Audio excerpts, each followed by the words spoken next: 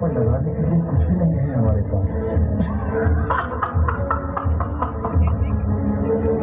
अरे युधिष्ठिर, अभी तो दुनिया की सबसे मूल्यवान वस्तु बची हुई है तुम्हारे पास। पांचाली।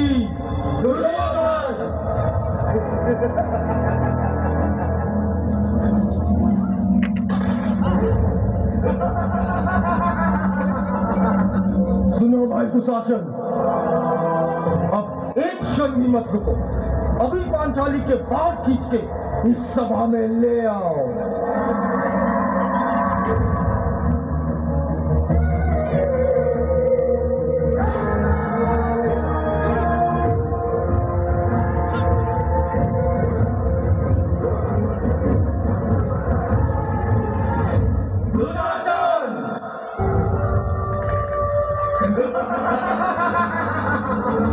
जरा मुख तो दिखाओ पांचाली, हम भी तो देखें तुम्हारी इस मुख से खमन उतरा की नहीं।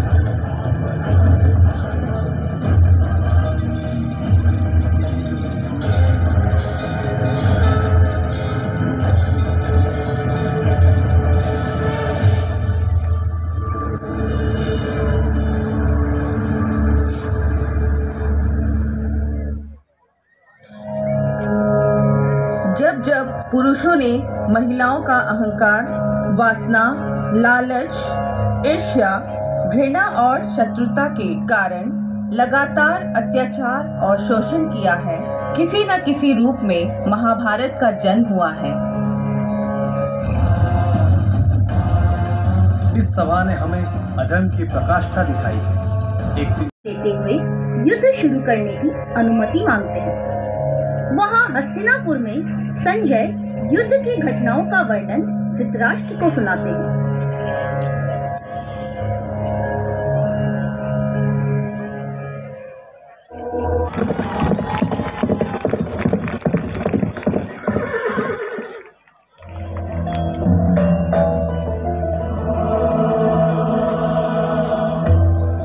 तुम क्या सोच रहे हो पार्थ? मैं सोच रहा हूँ माधव, इसकी मृत्यु से धर्म की स्थापना होगी। इस युद्ध से मेरा क्या नुकसान होगा और मुझे क्या प्राप्त होगा। लेकिन माधव, मैं यहाँ केवल दान और बलिदान करने के लिए नहीं खड़ा हूँ। लाखों सैनिक अपनी जान गंवाने वाले हैं। मैं केवल ये सुनिश्चित करना चाहता हूँ कि इस महासंग्राम में मैं सिर्फ अधर्म और अन्याय का नाश करने जा रहा हूँ या मैं धर्म को भी हानि पहुँचाने जा रहा हूँ। तुम यहाँ बलिदान देने आए हो पार्थ, फिर हानि या लाभ के बारे में ये विचार क्यों? आप केवल एक माध्यम हो पार्थ।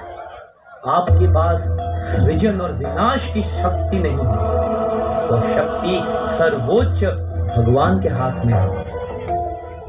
फिर क्यों यह उत्तरदायित्व अपने ऊपर लेकर अहंकारी हो रहे हो? मैंने कहा था, जिस दिन मनुष्य को यह बोध हो जाता है कि वो स्वयं कुछ नहीं कर रहा है, उस दिन वह एक महान कार्य को सिद्ध कर लेता है। तो अपने कर्म करते जाओ पार्थ, क्योंकि कर्मणेवाधिकारस्ते मा फलेषु कदाचन मा कर्मा फले हेतुर्भुर मा संगोस्त्व कर्मणि। कर्म ही पूजा है और कर्म ही भक्ति है। इसलिए कर्म को पूरे मन से करना चाहिए। मृत्यु का भय व्यर्थ है। संसार के निर्माण के बाद से ही जन्म और मृत्यु का चक्र चलता है और यही प्रकृति का नियम है। जो जन्म लेता है उसकी मृत्यु निश्चित है। सुख दुख लाभ हानि जीत और हार की चिंता ना करके मनुष्य को अपनी शक्ति अनुसार कर्तव्य और कर्म करना चाहिए। ऐसे भाव से कर्म करने पर पाप नहीं लगता। इसलिए पार्थ, परिवर्तन ही संसार का नियम है और कर्म ही धर्म है।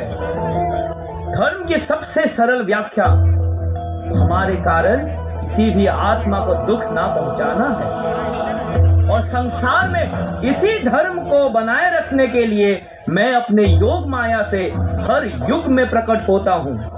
यदा यदा ही धर्मस्य ग्लानिर्भवति भारतः अभ्युत्थानम अधर्मस्य तदात्मानं सृजाम्यहम्। परित्राणाय साधूनां विनाशाय च दुष्कृतम् धर्म संस्थापनार्थाय संभवामि युगे युगे युगे युगे। माधव, आपका असली रूप कैसा है? मैं आपका वास्तविक दिव्य रूप देखना चाहता हूँ। कृपया मुझे अपना दिव्य रूप के दर्शन देकर धन्य करें। तो देखो पार्थो पार्थो पार्थो पार्थो।